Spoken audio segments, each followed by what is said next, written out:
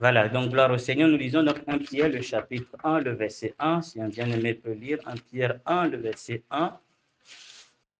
Pierre, apôtre de Jésus-Christ, à ceux qui sont étrangers et dispersés dans la Galatie, la Cappadoce, l'Asie et le Bithynie. Puis 1 Pierre, c'est Pierre, 1 Timothée, désolé, 1 Timothée 1. Nous revenons sur 1 Pierre, donc, mais d'abord nous commençons par 1 Timothée 1. 1 Timothée 1. Paul, apôtre de Jésus-Christ, par ordre de Dieu notre Sauveur et de Jésus-Christ notre Espérance. Amen. Donc nous parlons donc de Jésus-Christ. Aujourd'hui encore, nous en parlerons pour toujours, puisque c'est lui l'objet principal de la pensée de Dieu. Et aujourd'hui, Dieu a voulu nous le présenter tel que c'est mentionné dans ce passage. Paul, apôtre de Jésus-Christ, selon le commandement de Dieu, notre Sauveur, et du Christ Jésus, notre espérance. Jésus, notre espérance. Jésus, notre espérance.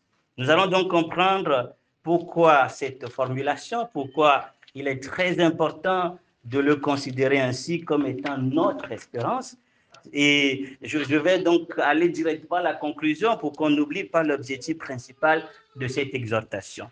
L'objectif principal est au moins de 3 catégories. La première catégorie, c'est que Dieu veut nous dire, écoutez, il faut aller plus loin avec lui. Il faut avancer. Nous devons progresser avec le Seigneur, comme c'est mentionné dans Hébreux le chapitre 6. Hébreux le chapitre 6, le verset 1. Hébreux 6, le verset 1.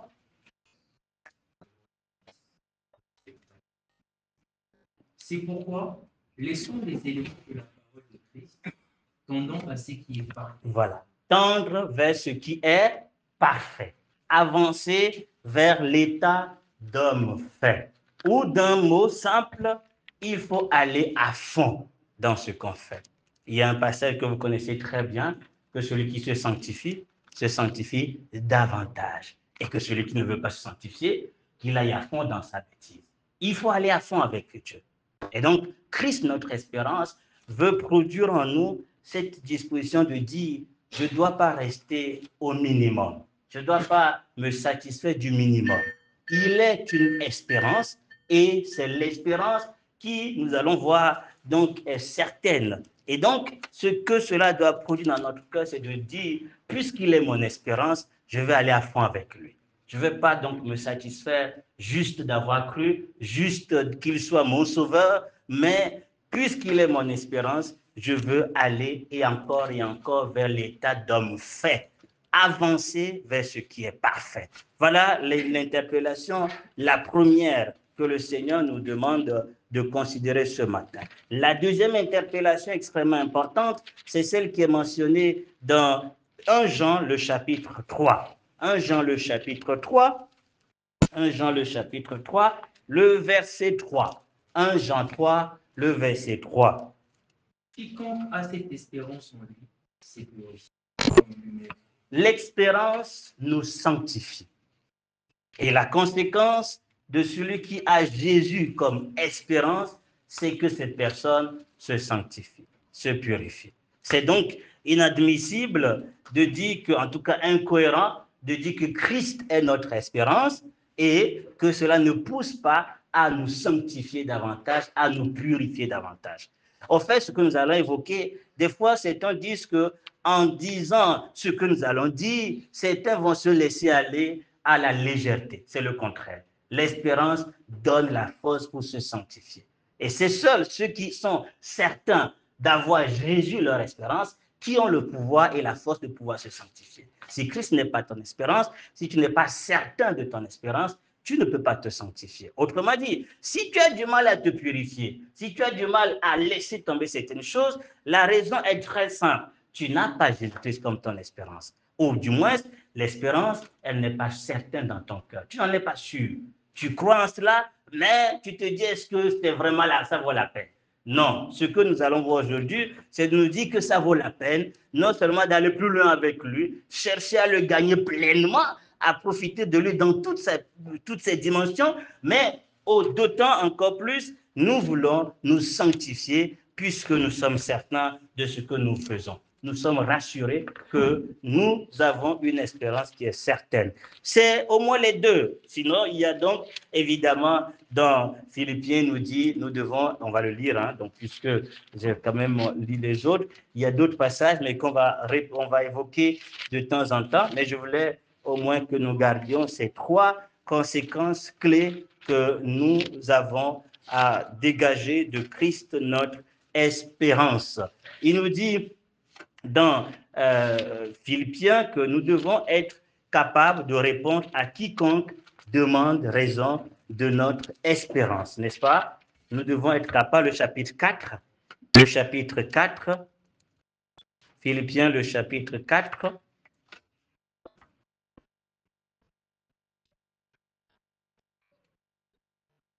alors j'ai confondu le passage, donc ce n'est pas dans le chapitre 4, mais le passage, ça doit être dans Philippiens ou Colossiens, donc il dit, pour que nous soyons capables de répondre à quiconque demande espérance de notre quiconque demande raison de notre espérance. Donc, nous pourrions donc y revenir. Mais la troisième conséquence sur laquelle nous voulons donc insister, c'est donc que nous soyons à mesure de rendre témoignage de cette espérance. L'espérance, lorsqu'elle est certaine, lorsqu'elle est claire, elle est donc aussi un moyen de témoignage. Et on nous demandera raison de notre espérance. Lorsque l'espérance est vécue, lorsque l'espérance est une réalité, elle produit forcément un témoignage et on nous demandera raison. Ben, qu'est-ce qui fait que tu espères autant?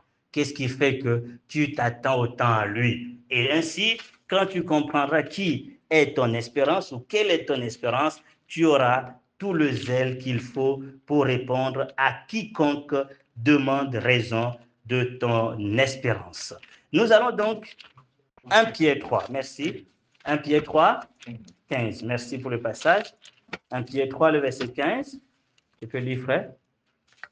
Mais sanctifiez dans vos cœurs Christ le Seigneur, étant toujours prêt à défendre avec douceur et respect devant quiconque vous demande raison de l'espérance qui est en vous. Amen.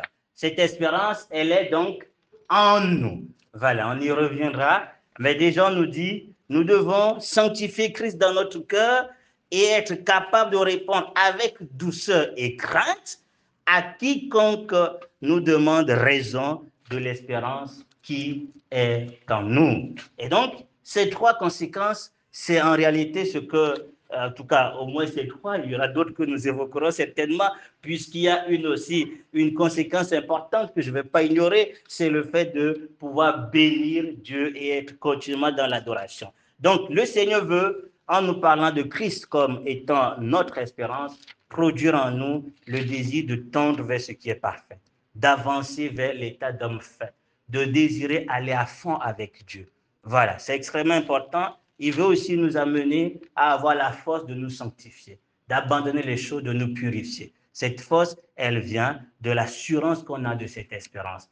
Et nous venons de l'évoquer. Nous allons donc rendre témoignage lorsque cette espérance en nous est vue par les autres qui vont demander raison, parce qu'ils ne pourront pas demander raison s'ils ne voient pas cette espérance réelle en nous. Ce n'est pas une espérance qui est fictive, mais ils verront cette espérance en nous et ils vont nous poser des questions. Nous aurons donc avec assurance, donc et crainte bien sûr, donc la force de pouvoir leur dire la raison de notre espérance. Nous revenons donc au passage principal, Christ, notre espérance. En Timothée, je vais encore le lire, en Timothée, le chapitre 1. En Timothée, le chapitre 1, le verset 1. Paul, apôtre de Jésus-Christ, selon le commandement de Dieu, notre Sauveur, et du Christ Jésus, notre espérance. Christ Jésus, notre espérance. Alors, première chose, si il nous est demandé d'aller à fond, de nous sanctifier, de pouvoir rendre témoignage avec assurance de cette espérance, il faut que ce soit une espérance qui en vaut la peine, que ce soit une espérance qui est certaine. L'espérance dont nous parlons, ce n'est pas le fait que nous espérions dans quelque chose qui soit vague. Vous voyez, il y a le mot espoir, on dit l'espoir fait vivre. Mais quel espoir Il faut donc savoir quel espoir peut faire vivre, puisque nous savons qu'il y a plusieurs espoirs qui ont fini par des déceptions, n'est-ce pas? Plusieurs attentes qui ont fini par des déceptions. Mais pour essayer d'encourager les gens, ils disent, mais il faut croire, il faut avoir de l'espoir. Voilà, si tu perds l'espoir, c'est fini. Mais le problème, on a des espoirs, et demain, si encore on a cet espoir, évidemment, on est déçu par cela. On a l'espoir dans une vie meilleure, mais les choses vont de mal en pire. On a l'espoir dans quelque chose ou dans une personne, d'un jour au lendemain, cette personne décède. On a l'espoir dans plusieurs choses. Dans le travail, on a le travail, mais ça devient pire. Donc, combien de fois le mot espérer est une réalité qui est là? Voilà, ou quand je visite quelqu'un, je dis, j'espère que tu iras mieux. Ça, c'est un espoir vague, parce que je ne suis pas sûr. Je dis, j'espère que ça va aller mieux. Donc, ça veut dire, je ne sais pas si ça ira mieux ou pas, mais on espère que ça aille mieux. Ce n'est pas de cette espérance. Les espérances qui sont dans le vague ou dans le flou, des espérances pareilles, elles sont trompeuses, elles aboutissent forcément à la déception. Ce n'est pas de cette espérance dont nous sommes appelés, l'espérance qui est qualifiée de la bonne espérance. L'espérance qui est la nôtre est une espérance dont on est certain. Ce n'est pas une espérance vague. Ce n'est pas qu'on espère peut-être voir Jésus. Nous le verrons. C'est une certitude. L'espérance chrétienne n'est pas une espérance, j'espère ou j'espère que ça va être le cas. Non, c'est une certitude.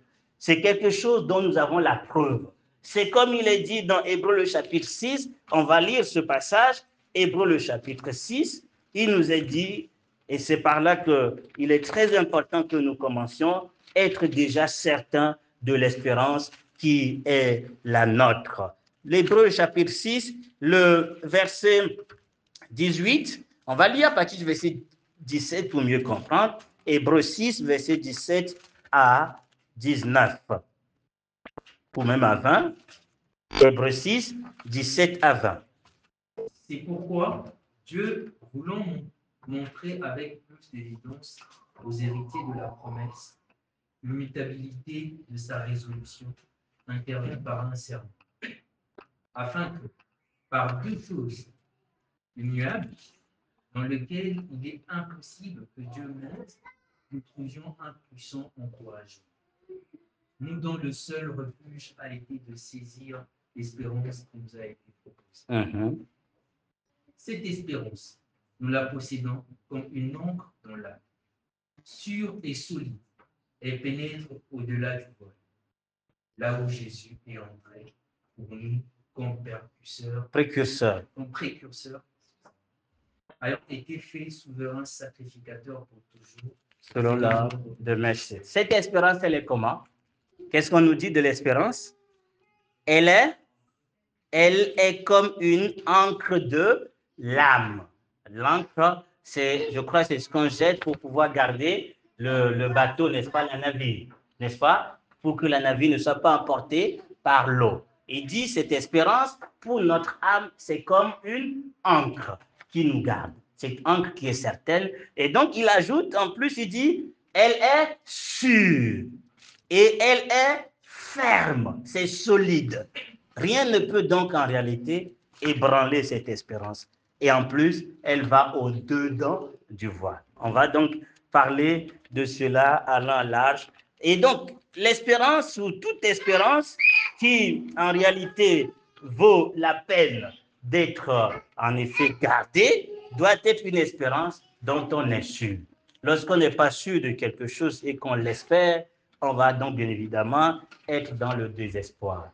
Et c'est évidemment ce qui arrive lorsque, évidemment, nous attendons des choses dans une espérance vague qui n'est pas basée sur ce que Dieu a promis. Puisqu'on nous dit ici, ce qui fait que cette espérance est certaine, c'est parce que Dieu ne peut pas mentir sur la base des choses qu'il a dites lui-même. Dieu en a donné même deux garanties. La première garantie, c'est sa parole. Dieu a parlé. Il a dit à Abraham, je te visiterai. Et en plus, il va bien évidemment jurer par lui-même. Donc, par ces deux choses en réalité, Dieu ne peut pas revenir en arrière. Il a parlé, sa parole lui tient esclave. Il est donc obligé de respecter sa parole. Comme il dit, je veille sur ma parole pour l'exécuter, pour l'accomplir. En plus, il s'est engagé par lui-même. Il a juré par lui-même. Et tout cela suffit pour donner de l'assurance que Dieu ne peut pas mentir. Donc l'assurance de l'espérance vient du fait qu'elle est basée sur ce que Dieu a promis.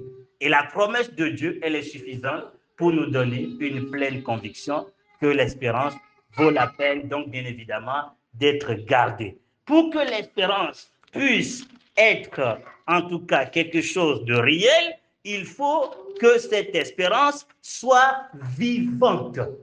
Il faut qu'elle soit vivante. Nous lisons 1 Pierre le chapitre 1, le verset 3. L'espérance, est-ce que c'est une espérance vivante que nous avons ou bien une espérance morte? 1 Pierre 1, le verset 3. Béni soit Dieu, le Père de notre Seigneur Jésus-Christ, qui, selon sa grande miséricorde, nous a régénérés pour une espérance vivante. Elle dit quoi? Cette espérance, elle est comment?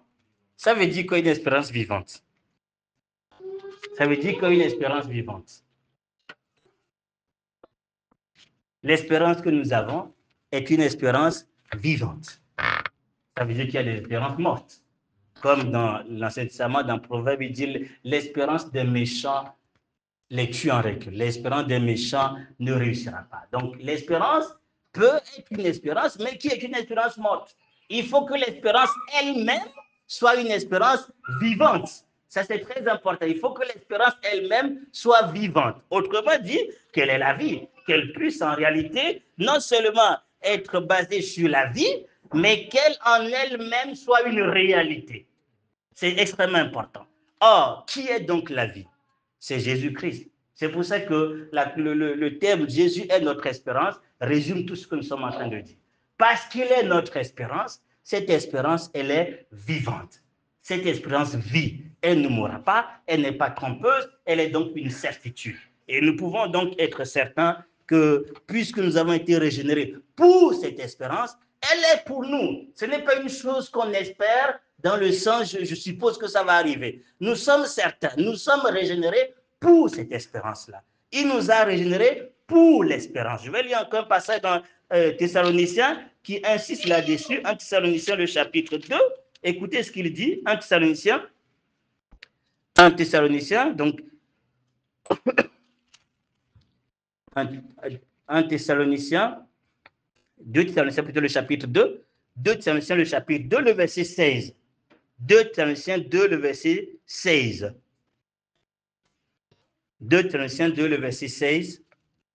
Et notre Seigneur Jésus-Christ lui-même et Dieu notre Père, qui nous a aimés et qui nous a donné par sa grâce une consolation éternelle et une bonne espérance. Par grâce, il ajoute, veille consoler vos cœurs et vous affermir en toute bonne œuvre et en toute bonne parole. Donc, l'espérance à laquelle nous sommes appelés, une espérance qui nous est accordée par grâce, elle est intimement liée au fait qu'il nous a régénérés pour cela. Autrement dit, Dieu ne nous a pas sauvés pour autre chose que pour l'espérance vivante. Il nous a donné la vie pour que nous n'ayons pas à l'espérance qui vit. Je ne sais pas si on comprend. Donc, il ne nous a pas sauvés juste pour nous sauver. Il ne nous a pas sauvés ensuite, voilà, il nous laisse tomber dans le chemin, nous laisse en réalité nous débrouiller. Non, il nous a sauvés avec un but. Je les sauve pour l'espérance. Je les sauve et je leur donne une bonne espérance. Donc, le chrétien qui est né de nouveau peut, le jour qu'il est né de nouveau, être certain que cette espérance est sa part. Nous avons cette espérance. Et elle est en nous, nous venons d'en parler. Cette espérance vit en nous. Ce n'est pas une espérance qui est extérieure en nous. Parce qu'évidemment, c'est Christ notre espérance. Et donc, la vie qui nous est donnée, c'est une vie intérieure. Et parce que cette vie est éternelle, c'est-à-dire elle est liée à Jésus-Christ qui vit pour toujours, alors nous sommes certains que l'espérance qui s'attache à cette vie est une espérance qui est vivante. Elle ne mourra pas. Jésus va dire un mot très simple dans Jean le chapitre 6. Parce que, il dit, je vis parce que mon Père vit. Et parce que moi je vis, vous aussi vous vivez. Donc notre vie tire sa source de la vie de Jésus. Et de la même manière, l'espérance vit parce qu'elle est liée à Jésus-Christ. Donc puisque Jésus vit, cette espérance, elle est aussi vivante. elle ne va pas être retirée. Elle ne va pas dire, bon, que je vous ai promis, mais bon, on va changer de plan. Non, parce que cette espérance est liée à Jésus-Christ. Je peux être certain que si je crois que Jésus-Christ est vivant, alors l'espérance dont nous parlons, elle est aussi vivante. L'attente que nous avons en lui n'est pas une attente vague. Ce n'est pas une attente de peut-être. Le problème que nous avons, c'est que le chrétien que nous sommes, aujourd'hui encore plus, croit, mais n'est pas sûr. Nous croyons que Jésus a promis de venir nous chercher, mais nous ne sommes pas sûrs de cela. Nous ne vivons pas comme étant certains de cette espérance. Est-ce que cette espérance est une certitude dans notre cœur? Est-ce que sincèrement tu crois que Jésus va venir? Est-ce que réellement tu crois que Jésus-Christ a promis de venir, puisque cette espérance est liée à son retour? Est-ce que c'est une certitude dans ton cœur? Il faut être sincère avec Dieu. Hein? Il faut dire, Seigneur, c'est vrai que je crois, mais ça demeure quelque chose de vague, quelque chose de des histoires, voilà. Mais je n'ai pas cette assurance dans mon cœur. Je ne vis pas au jour le jour, comme si tu peux venir à l'instant là. Je sais où j'ai appris que tu vas venir, mais bon, c'est une information parmi tant d'autres. On continue quand même sa vie, on fait les choses en ignorant ce jour, comme si, évidemment, on n'en est pas concerné. Mais les apôtres vivaient au jour le jour comme si le jour allait être aujourd'hui. Et c'est ce qui les encourageait. Alors, réunion et quitter avec cette parole, Maranatha, Jésus revient. C'est ce qu'ils se disaient chaque fois. Pourquoi? Parce qu'ils vivaient comme si Jésus allait venir et c'est leur attente. C'était leur attente. Jésus n'est pas venu à leur époque, mais ils vivaient comme si ça, c'était leur moment où il allait venir. Paul va dire, le jour est plus avancé que lorsque nous avons cru. Et c'est pour ça qu'ils sont prêts à se sanctifier et à tout faire, à travailler davantage. Ce sont des conséquences qui découlent de l'esprit. Ils vont à fond avec Dieu. Les apôtres allaient à fond avec Dieu, pas à moitié. Ils étaient prêts à tout abandonner. Ils étaient prêts à tout sacrifier. Ils étaient prêts à tout sacrifice pour lui. Pourquoi? Parce qu'ils estiment que ça vaut la peine. Ça vaut la peine, cette espérance, elle vaut la peine d'être gardée. Nous allons donc bien évidemment, voilà, interpeller chacun d'entre nous par rapport à cette espérance et prier que Dieu ouvre nos yeux pour que nous réalisions quelle est l'espérance qui s'attache à notre appel. Nous en avons encore besoin et c'est évidemment quelque chose de très important. Je reste dans Pierre et nous aborderons donc encore une fois d'autres points liés à Jésus. Nous revenons dans 1 Pierre le chapitre 1. 1 Pierre le chapitre 1. Nous venons de lire 1 Pierre le chapitre 1, nous venons de lire le verset 3. Nous continuons la lecture, on reprend la lecture à partir du verset 3 pour comprendre ce qu'il dit. 1 Pierre le chapitre 1, le verset 3.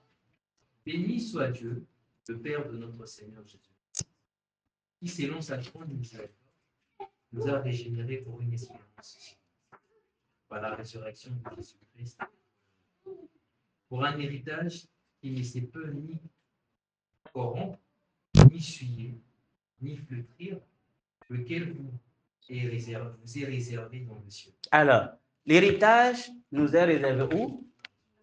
Et pourquoi? Pourquoi c'est réservé dans les cieux? Pourquoi notre espérance, notre héritage est réservé dans les cieux? C'était promis, ok? Une autre raison. Pourquoi c'est réservé dans les cieux? Parce que le royaume n'est pas sur cette terre. Ce n'est pas encore suffisant. Nous sommes des êtres célestes. Non, ce n'est pas encore ça. C'est le lieu le plus sûr. Le lieu le plus sûr, ok? Mais c'est très simple. Parce que Christ est dans les cieux. Mais c'est Christ notre espérance. Vous voulez que notre espérance soit où? Et ça sera là où il se trouve, puisque c'est lui notre espérance. Donc, c'est lui notre espérance, il est dans les cieux. C'est là où notre héritage ne peut qu'être, puisque c'est lui notre espérance. Ce que je veux que nous retenions, c'est que l'espérance n'est pas tant quelque chose qu'on va recevoir. L'espérance est une personne. Jésus-Christ est l'objet de l'espérance. C'est lui l'espérance. C'est lui l'héritage. C'est simple. Pourquoi? Parce que toutes les autres promesses trouvent leur oui et leur amen en Jésus. Et donc, toute autre chose qu'on peut espérer sera accomplie en lui. Et c'est pour ça que Paul dit, c'est lui notre espérance au final. C'est lui que nous attendons. C'est lui, d'ailleurs, ce n'est pas quelqu'un qui va venir nous chercher. Il ne va pas envoyer son ange nous chercher. Il ne va même pas nous appeler du ciel, quel amour. Il descendra pour nous prendre et nous irons ensemble avec lui dans les cieux. Parce que c'est lui que nous attendons. Nous n'attendons pas autre chose. Nous n'attendons que Jésus seul. Et c'est lui notre espérance. C'est lui notre attente. C'est pour ça qu'ici-bas, ça doit être lui qui occupe notre cœur, qui occupe notre pensée. Et tout ce que nous cherchons à obtenir, toute espérance que nous voulons avoir, doit d'abord et uniquement être liée au désir de l'avoir lui, de le saisir lui. Vous connaissez ce passage? Paul dit, je veux saisir Jésus comme j'ai été saisi par lui. C'est vrai que je veux déloger, il va préciser, pour être avec lui. Ce n'est pas pour être au ciel, c'est pour être avec Jésus-Christ. C'est donc lui notre espérance. Être avec lui, et ce pour toujours, le saisir pleinement, c'est lui que nous attendons. Et Dieu lui-même fait toutes choses selon le conseil de sa volonté, qui est lié à Jésus-Christ. Ça veut dire quoi? Dieu, dans son plan, a un projet. C'est de réunir toutes choses en un et de mettre tout en Jésus-Christ. Et donc, d'après ce projet, Dieu fait tout en fonction de ce projet. S'il y a des choses qui ne vont pas dans l'objectif de ce projet, Dieu ne fait pas. Dieu fait toutes choses d'après le conseil que lui donne ce projet-là. Le projet est d'établir Jésus-Christ sur toutes choses et de réunir tout en un. Autrement dit, que tout disparaisse et que seul Jésus reste. Il veut tout mettre en Jésus et qu'on ne voit que Jésus en tout. Et donc, si nous, on demande quelque chose qui ne va pas dans l'objectif d'élever Jésus, de voir Jésus seul, Dieu ne va pas l'accorder parce que Dieu agit en fonction de ce conseil-là, de ce projet. Il ne fait rien en dehors de ce projet. De toute éternité, on a vu ça. Dans toute l'histoire d'Israël, Dieu a mis les sacrifices en rapport avec le projet de la croix. Tout ce qui était fait, c'est en rapport avec le projet de la croix. Le sacrifice d'Isaac, c'était en rapport avec le projet de la croix. Même dans Genèse, le chapitre 3, quand il y a eu le péché, Dieu a tué un animal pour mettre la peau, voilà, pour cacher la nudité. C'est toujours en rapport avec Jésus. Tout était en rapport avec Jésus. Tout ce que Dieu fait, toujours en rapport avec Jésus. Et donc, tout ce que nous devons aspirer à avoir doit être Jésus. Même aller au ciel, c'est d'avoir Jésus. C'est de le saisir, d'être pour toujours avec lui. C'est extrêmement important que Jésus soit notre espérance. Quand nous cherchons quelque chose, quand nous demandons quelque chose, l'objectif premier doit être à ce que cette chose nous rapproche plus de Jésus. Notre espérance doit être Jésus, puisque c'est lui qui, en réalité, ou en qui toutes les promesses s'accomplissent. Tu ne peux pas attendre une promesse de Dieu, un accomplissement d'une bénédiction de Dieu en dehors de Jésus. Ça doit être toujours Jésus que tu veux avoir. C'est ton essentiel. C'est lui que tu veux posséder. Dans tes démarches, dans tes prières, dans tes jeûnes. L'objectif doit être de saisir Christ. C'est ce que les apôtres faisaient. Dans le ministère, pour lui, ce qui était important, c'est de saisir Christ. À un moment, il dit, nous désirons nous déloger pour être avec Christ. Voilà, parce que nous aimons mieux être absents et être avec Christ. Mais s'il faut qu'on reste ici, nous estimons que c'est bien. Pourquoi encore? C'est toujours pour Christ, pour servir à l'affermissement de la foi des gens en Christ. Et donc, que nous restions ou que nous partions, notre objet est toujours Christ. Vivre, c'est Christ. Mourir, c'est Christ. Puisqu'au final, ça nous introduit vers Christ. Christ seul est notre espérance. C'est la seule chose que nous attendons. C'est la seule chose qui est sûre. C'est la seule chose qui est éternelle. C'est la chose qui est vivante. C'est pour ça que pour que ton espérance vaille la peine, pour que tu puisses aller à fond avec Jésus, il faut que cette espérance soit vivante. Il faut qu'elle ait la vie en elle-même qui fait qu'elle subsiste, qui fait qu'elle va s'accomplir. Et cette vie qui fait vivre l'espérance, c'est Jésus-Christ. C'est lui qui est la vie. Et parce qu'il est vivant, il peut sauver entièrement ceux qui s'approchent de Dieu par lui. C'est pour ça que nous devons l'avoir, lui, comme notre seule espérance. Et c'est lui seul que nous désirons posséder, lui seul que nous désirons saisir dans tout ce que nous faisons. Et il doit être plus précieux à nos cœurs que toute autre chose. Nous allons lire Un autre passage extraordinaire dans Colossiens, on reviendra sur Pierre tout à l'heure parce qu'il y a tellement de choses que Pierre dit par rapport à ça. Mais je vais d'abord lire Colossiens. Colossiens.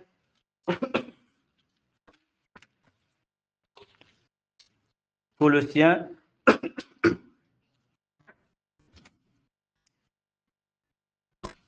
Alors, on va lire donc Colossiens, le chapitre 1 déjà. On va voir ce que Paul dit ici rapidement par rapport à l'espérance. Je vais lire à partir du verset 3. Nous rendons grâce au Dieu et Père de notre Seigneur Jésus-Christ, priant toujours pour vous, ayant entendu parler de votre foi dans le Christ Jésus et de l'amour que vous avez pour tous les saints à cause de l'espérance qui vous est réservée dans les cieux et dont vous avez entendu parler dans la parole de la vérité de l'évangile. Qu'est-ce qui fait que les apôtres pouvaient prier pour les Colossiens? Il dit, on a entendu parler de votre foi, de votre amour, qui est la preuve que votre foi est vraie. L'amour prouve que notre foi est vraie. Donc, ils ont entendu tout cela et il ajoute, à cause de l'espérance qui vous est réservée dans les cieux. Ça lui donne aussi une raison pour prier pour les saints, parce qu'il a la certitude qu'ils n'ont pas à l'espérance qui leur est réservée dans les cieux. Et c'est même cette espérance qui pousse ces chrétiens à manifester l'amour. Ils manifestent l'amour à cause de l'espérance qui leur est réservée dans les cieux. Mais dans le passage de Colossiens, il va nous dire quelque chose d'extraordinaire et nous allons donc voir ça au verset 27. Mais pour commencer bien le passage, je vais lire à partir du verset 24. À partir du verset 24 jusqu'au verset 29. Quelqu'un peut lire 24 jusqu'au verset 29. Je me réjouis maintenant dans mes souffrances. Et ce qui manque aux souffrances de Christ, j'ai la chair en ma chair, pour son corps qui est l'Église. C'est d'elle que j'ai été fait ministre, selon la charge que Dieu m'a donnée auprès de vous, afin que j'annonçasse pleinement la parole de Dieu. Le mystère caché de tout le temps et dans tous les âges m'est révélé maintenant à ses saints, à qui Dieu a voulu faire connaître quelle est la glorieuse richesse de ces mystères parmi le païen, savoir Christ en nous, l'espérance de la gloire. Christ en nous, l'espérance de la gloire. Puisque et d'ailleurs, c'est ce qui pousse Paul à être très heureux, même dans les souffrances. Nous allons y revenir parce que c'est un des fruits que l'espérance produit en nous. Ça nous pousse à nous glorifier, même dans les tribulations. Parce que Christ étant notre espérance, nous comble d'une joie indicible. Le verset 27 nous dit, auquel Dieu a voulu faire connaître quelles sont les richesses de la gloire de ce mystère parmi les nations, c'est-à-dire Christ en vous, l'espérance de la gloire. Alors, Christ est notre espérance, veut dire que c'est lui l'objet de l'espérance.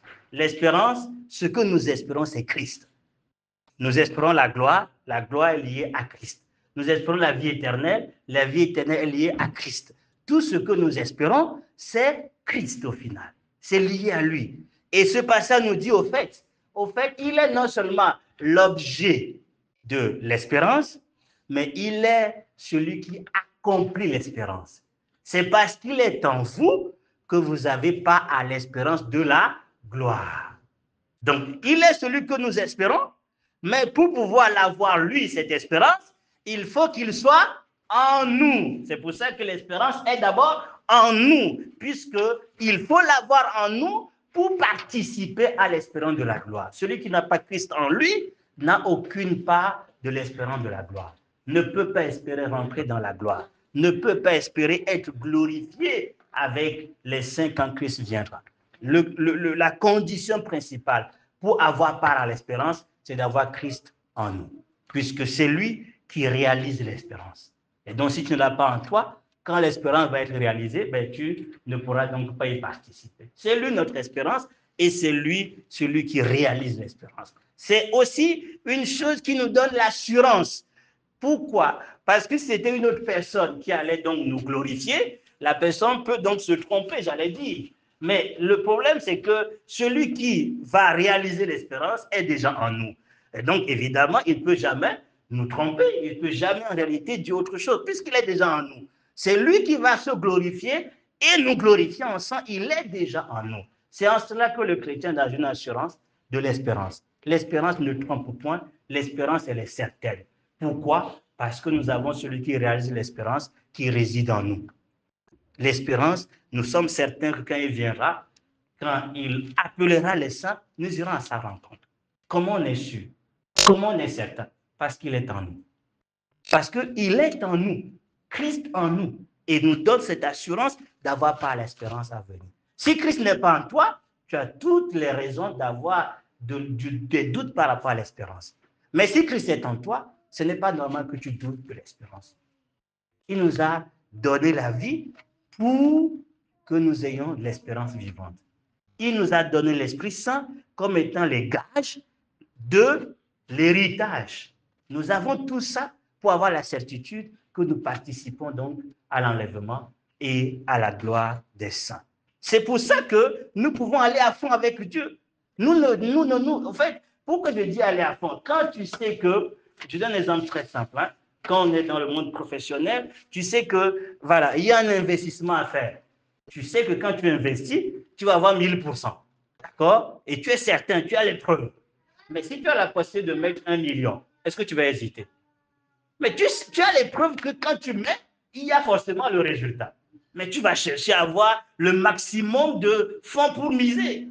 Tu ne vas pas hésiter. Mais quand tu n'es pas sûr, est-ce que c'est sûr qu'on aura vraiment les 1000%? Bon, tu vas dire, je mets d'abord 1000 dirhams, bon, peut-être 100 dirhams. On va voir si ça va marcher. Et ensuite, je vais encore mettre un peu. Et donc, tu hésites, tu n'es pas sûr. Mais nous avons une espérance qui est certaine. Elle n'est pas trompeuse. Pourquoi nous ne misons pas à fond? Pourquoi nous n'allons pas à fond? Nous ne renonçons pas à fond, nous ne nous donnons pas à fond. Nous faisons comme si, bon, ce n'est pas sûr, c'est vrai qu'il nous a promis le ciel, mais bon, est-ce que c'est sûr? Bon, on va quand même consacrer un petit temps pour lui, et le reste du temps, on essaie quand même de bâtir notre royaume ici. Comme ça, on ne va pas perdre tout, quoi. Au moins, on aura profité de la vie, on aura profité de la joie, on a trouvé du plaisir, même si il ne vient pas, on n'a pas perdu. Et donc, évidemment, on est donc tiède, on n'est pas à fond. Mais quand tu sais que c'est certain, tu dis, mais non, tout ce qu'il a dit est vrai, ce qui est ici passera, alors je me mets tout à fond pour le royaume.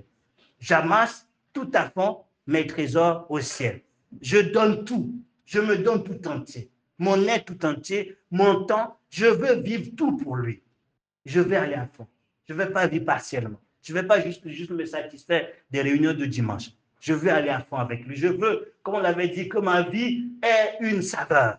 Je veux aller à fond avec lui. Ça doit être un désir dans ton cœur. Et comme il nous est dit, nous devons désirer tendre vers ce qui est parfait. Ceux à qui il est dit de tendre vers ce qui est parfait, ce sont des gens qui avaient cru. Ce sont des gens qui connaissaient la repentance, qui connaissaient le baptême, qui connaissaient que Dieu est un, tout ça, ils connaissaient tout ça.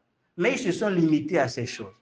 Et il leur dit, non, vous devez aller à fond. Vous devez saisir pleinement Christ. Vous devez le saisir dans toute sa plénitude et atteindre l'état parfait, c'est-à-dire être comme lui.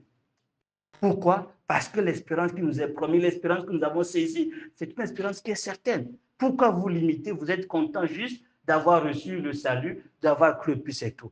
Aspirez à manifester toutes ces grâces, aspirez à le connaître, à être comme lui, aspirez à expérimenter sa douceur, sa vie, sa puissance, son amour, aspirez à le saisir pleinement. Ne soyez pas des gens qui se contentent du peu. Ne soyons pas des gens qui se contentent du peu de l'avoir comme sauveur, puis c'est tout. Désirons à l'avoir pleinement, comme les apôtres. Pourquoi? Parce que ça vaut la peine. Notre investissement n'est pas un investissement dans le vide, n'est pas un investissement dans l'incertitude. Nous investissons dans quelque chose qui est certain. C'est une certitude. Et il a même dit, tout ce que vous aurez fait, il y aura une récompense. Il dit, Dieu n'est pas injuste pour oublier l'amour que vous avez manifesté. Il n'oubliera pas. Et donc, pourquoi manifester un amour à moitié? Je manifeste l'amour pleinement parce que Dieu a dit qu'il va s'en souvenir. Il sera reconnaissant pour tout ce que tu as fait. Alors, fais ce qui te met à cœur, fais-le pleinement. Ne fais pas ça à moitié. Soyons donc aujourd'hui clairs avec nous-mêmes et disons quel est donc le choix que nous faisons. Faisons-nous le choix de le suivre pleinement ou bien partiellement? Si nous faisons le choix de le suivre pleinement, allons à fond avec lui. Et pour cela, il veut nous rassurer que l'espérance est une certitude. Et comme preuve, il vit en nous. Et puisqu'il vit en nous, nous vivrons aussi. L'espérance est vivante, nous pouvons nous accrocher à ça, il ne peut pas nous tromper. Je vous avoue que c'est un combat continuel dans lequel nous sommes même en tant qu'enfants de Dieu. Lorsque tu veux aller à fond, tu te donnes à fond, Satan voilà te dit, est-ce que ça vaut la peine tout ça? Est-ce que ça vaut la peine de se sacrifier pour lui? Est-ce que tu es sûr que cette espérance, c'est une certitude? Comme il le dit dans Pierre, plusieurs diront, écoutez, voilà, il y a longtemps qu'on en a parlé, mais où est le jour de son avènement? Les gens vont tomber dans le relâchement en disant, bon, on en a trop parlé, on sait qu'il va venir, bon, on attend juste. Ce n'est pas cette attente qu'il veut, une attente active. Vous savez bien évidemment ce qu'il dit du serviteur qui sait que son maître va venir. Qu'est-ce que le serviteur fait? Il prend soin de la maison du père et de son maître. Il met les dons au service de son maître. Il le fait à fond. Et quand le maître vient, il est éveillé, il ouvre la porte. Jésus dit, quand ce serviteur aura fait cela, Jésus va se ceindre et fera la table pour servir ce serviteur. C'est ce qu'il fera pour des serviteurs qui l'attendent véritablement. Jésus-Christ apparaîtra pour le salut pour ceux qui l'attendent véritablement. Et il veut qu'on l'attende dans de bonnes dispositions. Nous allons donc voir, ayant donc parlé de cela, dans 1 Pierre encore, on revient là-dessus, le chapitre 1 toujours, 1 Pierre 1, le verset 13. Qu'est-ce qu'il nous dit? 1 Pierre 1, le verset 13. Aujourd'hui, nous avons lu dans 1 Pierre, je n'ai pas le temps de le lire, mais si vous continuez, il va nous dire, c'est à cause de ça qu'on a la force de supporter avec, on va quand même lire, hein, on ne va pas sauter ça, c'est très important. Nous lisons donc 1 Pierre le chapitre 1, avant de lire le verset 13, je vais lire à partir du verset 3 à nouveau. Béni soit le Dieu et Père, notre Seigneur Jésus-Christ, qui, selon sa grande miséricorde, nous a régénérés pour une espérance vivante par la résurrection de Jésus-Christ d'entre les morts, pour un héritage incorruptible, sans souillure, inaccessible, conservé pour vous dans les cieux, conservé dans les cieux pour vous. Vous qui êtes gardés par la puissance de Dieu, par la foi, pour un salut qui est prêt à être révélé au dernier temps. En quoi vous vous réjouissez tout en étant affligés. On se réjouit dans cette espérance, même dans les afflictions maintenant, pour un peu de temps, par diverses tentations, si cela est nécessaire, afin que l'épreuve de votre foi, bien plus précieuse que l'or, que celle de l'or qui périt, qui toutefois est éprouvée par Dieu, par le feu, soit retrouvée, tournée à la louange et à la gloire et à l'honneur dans la révélation de Jésus-Christ. C'est ce que Romains nous dit, nous allons revenir sur Romains par la grâce de Dieu. L'épreuve produit au final l'espérance. Voilà. Et donc il dit, même si nous pouvons traverser les épreuves, nous sommes quand même heureux de l'espérance qui nous attend.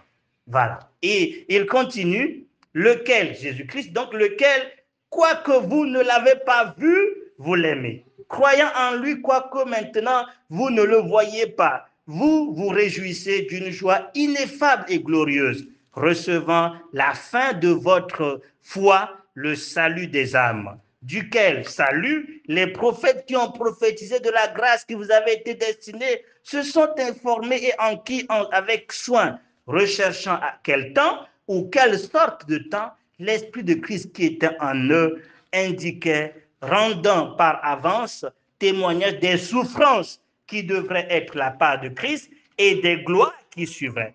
Et il leur fut révélé que ce n'était pas pour eux, mais pour vous qu'ils administraient ces choses qui vous sont maintenant annoncées par ceux qui vous ont annoncé la bonne nouvelle par l'Esprit Saint envoyé du ciel dans lesquels les anges désirent regarder de près. Le verset 13, c'est pourquoi, ayant saint les reins de votre entendement, étant sobre, espérez parfaitement ou entièrement N'est-ce pas? C'est ce qui est mentionné dans vos versions. Tout le monde est là? Le verset 13. Espérer comment? Espérer parfaitement, entièrement. On espère entièrement, parfaitement dans quoi? Dans la grâce qui? Ah, il y a une grâce qui nous sera apportée. Donc, je vais donc, il dit à la révélation de Jésus-Christ. Nous avons reçu la grâce, n'est-ce pas? La grâce, source de salut, nous est apportée. Et il nous a donné le salut. Mais il dit, il y a une grâce qui nous sera apportée. Et nous devons avoir une entière espérance dans cette grâce-là. Cette grâce, comme le titre le dit, la grâce apporte le salut. Elle nous enseigne à renoncer. Elle nous enseigne à attendre la bienheureuse espérance. La grâce qui nous sera apportée est aussi mentionnée dans Romains le chapitre 8. C'est la grâce de la gloire qui nous sera donnée dans notre corps. Autrement dit, le fait qu'il viendra sauver notre corps. Nous allons être comme lui. Jean le dit, nous le verrons tel qu'il est. Et puisque nous le verrons tel qu'il est, nous serons semblables à lui. C'est la grâce qui nous sera apportée. Quelle grâce? La grâce d'être délivré de ce corps, d'être libéré des souffrances de ce corps, d'être libéré des fatigues de ce corps et de revêtir un corps qui est incorruptible, un corps qui ne souffrira point, un corps qui ne mourra point. Nous serons comme Jésus. Nous aurons la gloire de Jésus dans notre corps. Et cette gloire suffit pour nous amener à l'attendre. Mais il dit, attendez non pas partiellement, espérez non pas à moitié, mais espérez entièrement, parfaitement dans cette grâce. Nous espérons des fois, mais pas parfaitement. Nous avons l'attente, mais pas une attente parfaite. Et pour pouvoir attendre de façon parfaite, il nous donne deux conseils. Saignez, il dit, ayant saint les reins de vos entendements. Ça veut dire quoi? Saint le rein de notre entendement. Fermez nos oreilles à tout ce que le monde peut proposer. Fermez nos oreilles à toute autre voix qui est contraire à celle donc du Seigneur. Nous ne devons pas en réalité nous laisser séduire par ce monde. Nous devons fermer, mettre la ceinture à nos entendements. Autrement dit, fermer les portes à toute suggestion, comme il dit dans Romains, que vous soyez renouvelés dans votre entendement, pour ne pas, comme il dit, imiter, se conformer au siècle présent. Celui qui dit qu'il attend parfaitement la grâce de la révélation de Jésus, la grâce de la belle espérance, la grâce d'être comme Jésus, cette personne ne doit pas chercher à être conforme à ce monde, ne doit pas se conformer au siècle présent, c'est impossible. Nous devons attendre parfaitement comme les gens qui vivent ici-bas, donc comme étant des étrangers à tout ce qui se passe. Nous avons notre entendement renouvelé, nos pensées, nos cœurs gardés par donc Jésus-Christ et en lui. Première chose, fermez vos entendements, fermez votre oreille, ne réfléchissez pas comme les gens de ce monde qui n'ont qu'une espérance terrestre. Pour eux, demain sera meilleur. Et ce demain sera meilleur, c'est qu'ils auront des enfants, c'est qu'ils auront du travail, c'est quand ils seront mariés ou quand ils auront de la voiture. Pour eux, quand ils disent « j'espère que demain ira mieux », pour eux, c'est leur espérance. Mais notre espérance, ce n'est pas que demain sera mieux. Notre espérance, c'est Jésus-Christ. Et cette espérance, elle est déjà en nous. Et c'est pour ça que nous pouvons être heureux, même quand nous souffrons, puisqu'il dit « vous vous réjouissez dans cette espérance », tout en étant affligé. Pourquoi? Parce qu'elle est en vous. Bien sûr, c'est quelque chose à venir, nous serons transformés, mais elle est déjà, la personne qui va accomplir cette espérance est déjà en nous. Et donc, nous avons la certitude que cette espérance va s'accomplir. Notre espérance, elle est vivante, elle est certaine, il ne faut même pas en douter. Christ viendra et nous serons transformés à son image. Nous quitterons ce monde, c'est une certitude. Ben, si tu n'as pas cette certitude, tu n'as pas encore cru en Jésus. Tu n'as pas encore la vie. La vie produit en nous cette certitude et nous amène à être sûrs que nous ne perdons pas notre temps en priant. Nous ne perdons pas notre temps dans l'enfant en nous séparant des plaisirs de ce monde. Les gens peuvent se moquer, mais nous savons qu'est-ce que nous faisons. Nous savons en qui nous avons cru, qui ne trompe pas. Et ce que nous attendons n'est pas une espérance peut-être, c'est une certitude.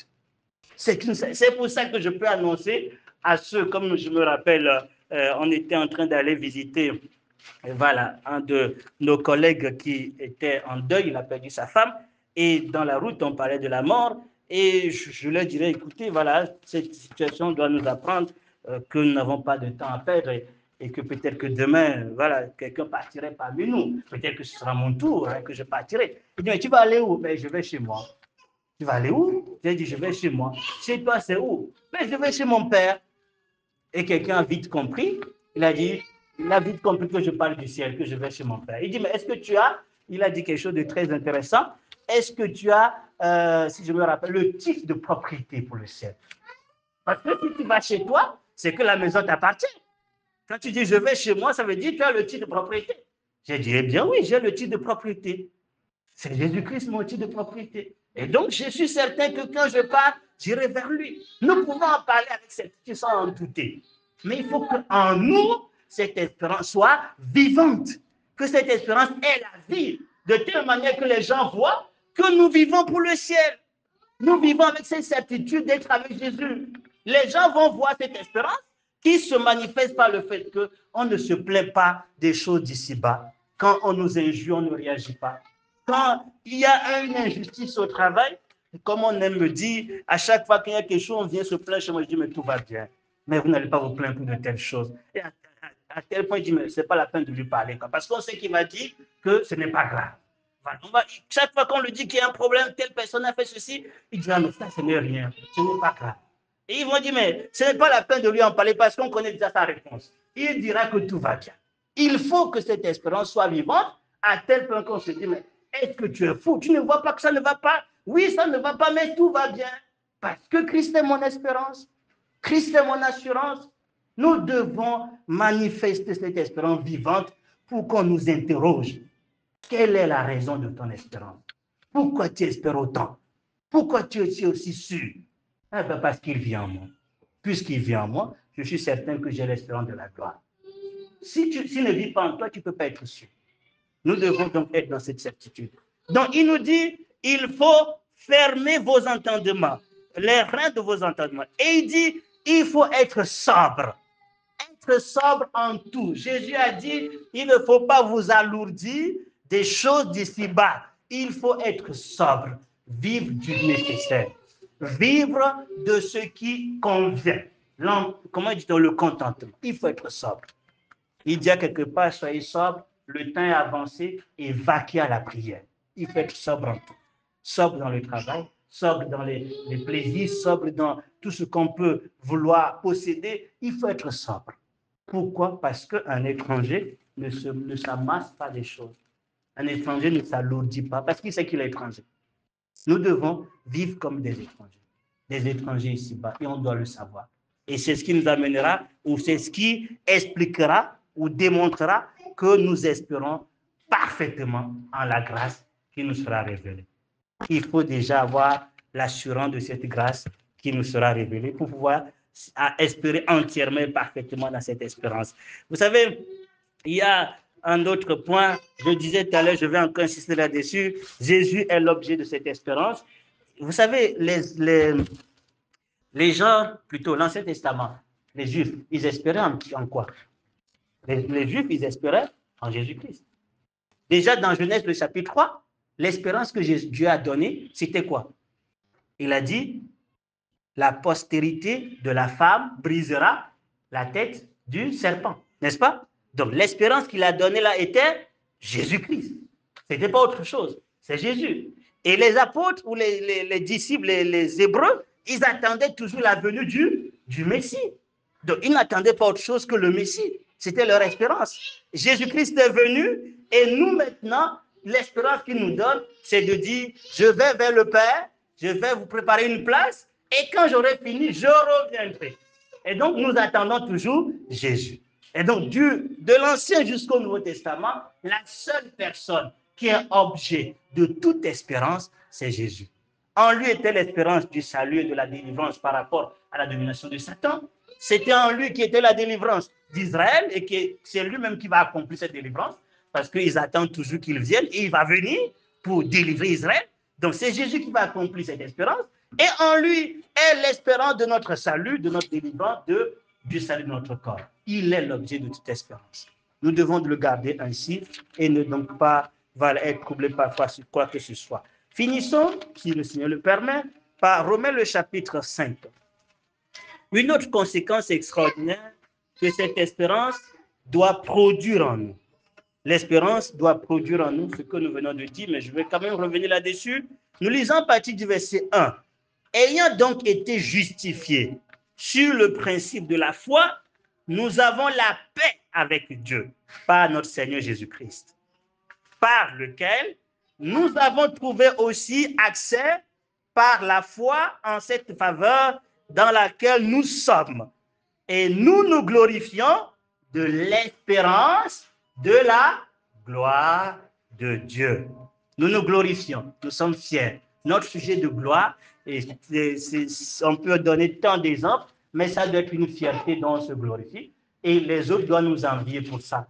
Nous devons montrer cette assurance que nous avons une gloire qui nous est promise et elle est de Dieu. Cette gloire, elle nous sera donnée lorsque Christ reviendra et nous transformera à son image. C'est lui la gloire. Et quand nous serons comme il est, nous serons ainsi glorieux comme lui.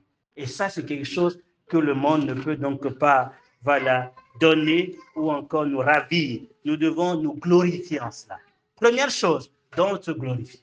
Et si réellement vous vous glorifiez de cette espérance, ça doit s'accompagner par une autre fierté, mais qu'on n'aime pas.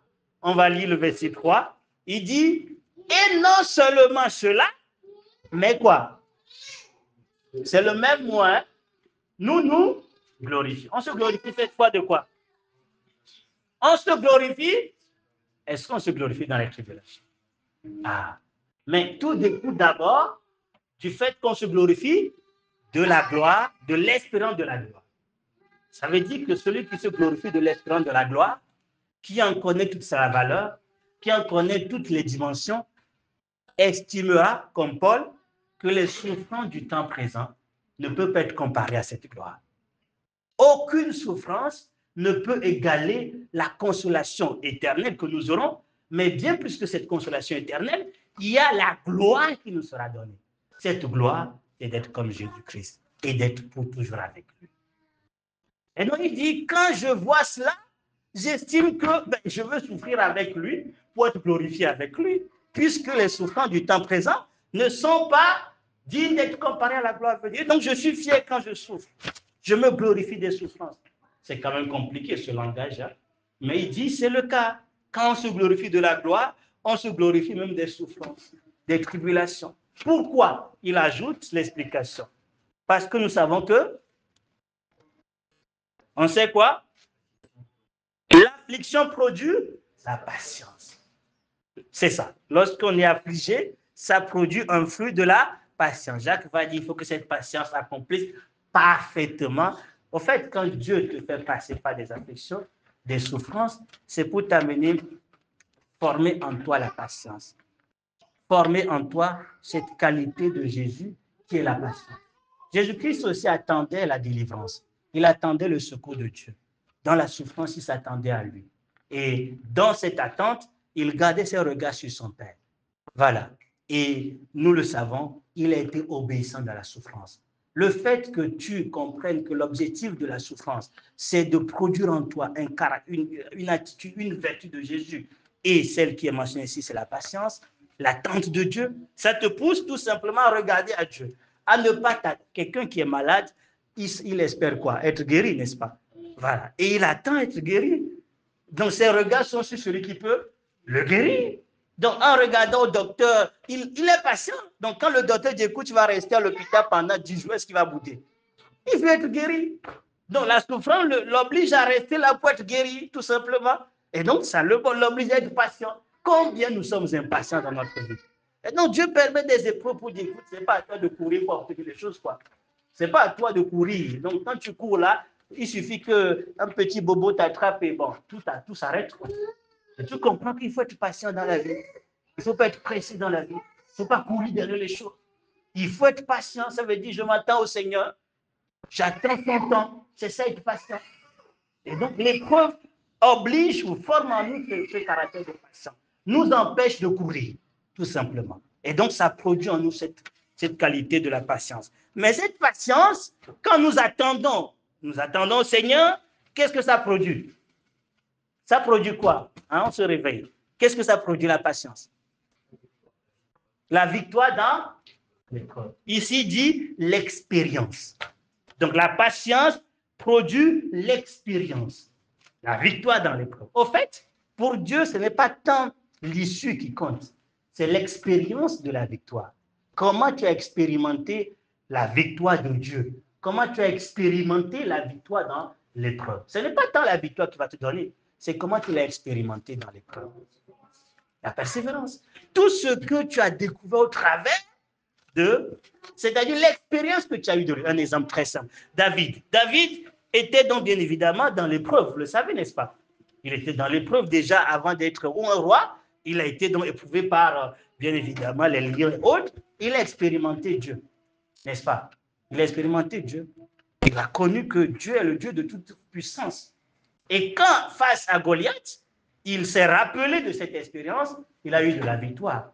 Pourquoi? Parce que dans l'épreuve, il ne s'est pas contenté juste de délivrer donc ses brebis de la gueule du lion, mais il voit derrière ce combat Dieu. Il dit, Dieu qui m'a donné la victoire sur ces lions, mais il est le même Dieu qui me donne la victoire. Vous voyez, ce qui est important, ce n'est pas tant la victoire, c'est le regard sur Dieu. Comment l'as-tu expérimenté? Parce que tout passera, sauf l'expérience. Ce que tu as réellement expérimenté, c'est ce qui est ancré en toi. Et Dieu ne veut pas se révéler à nous juste en nous prêchant dans cette classe-là. Il ne veut pas que nous le connaissions juste comme on a dit avec beaucoup de qualité. Il nous veut dans l'expérience. Il nous veut dans l'expérience. Comment dit-on, Marie et sa sœur Marthe pourraient-ils connaître que Jésus est la vie et la résurrection si Lazare n'était pas mort? Et si Jésus n'a pas attendu 4 jours, comment pourront-ils expérimenter que Jésus est la vie? Ça a transformé leur vie. Cette expérience, non pas de la résurrection, puisque Lazare est sûrement mort plus tard, mais c'est la révélation qu'ils ont vue de Jésus. Ils ne l'ont jamais vu comme celui qui est la vie et la résurrection. Cette révélation les a transformés. Et ça fait que plus tard, Marie, on nous dit, elle était prête à tout donner, tout ce qui était à son pouvoir. Elle est partie acheter le parfum le plus cher au monde pour venir verser sur Jésus. Les gens disent, mais c'est quelle perte ça?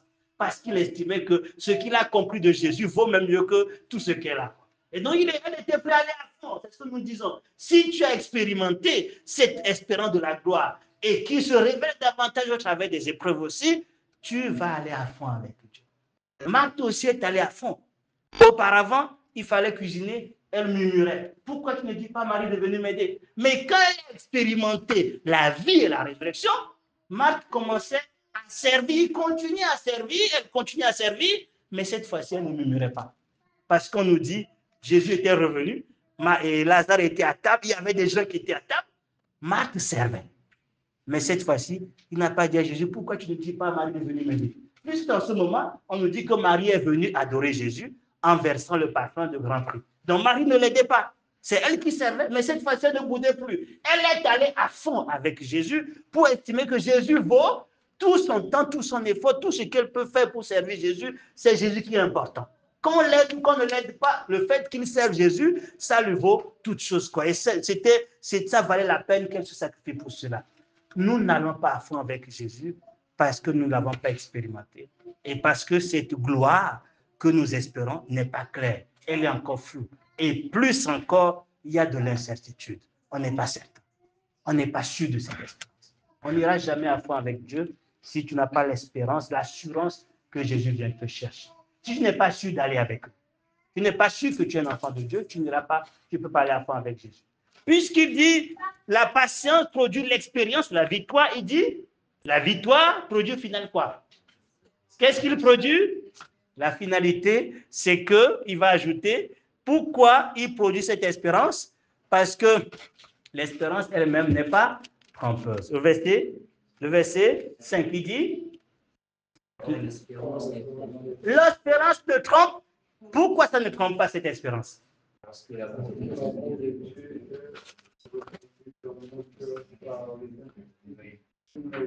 Voilà.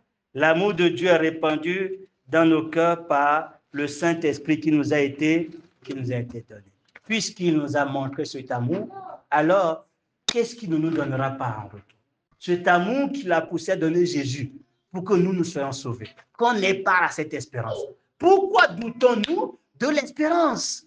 C'est pour ça que dit, mais l'Esprit nous rappelle cet amour pour que nous soyons certains que l'espérance n'est pas trompeuse. Elle est certaine. Et donc, plus nous sommes dans l'épreuve, nous expérimentons la patience, nous expérimentons Dieu, plus nous désirons être avec lui.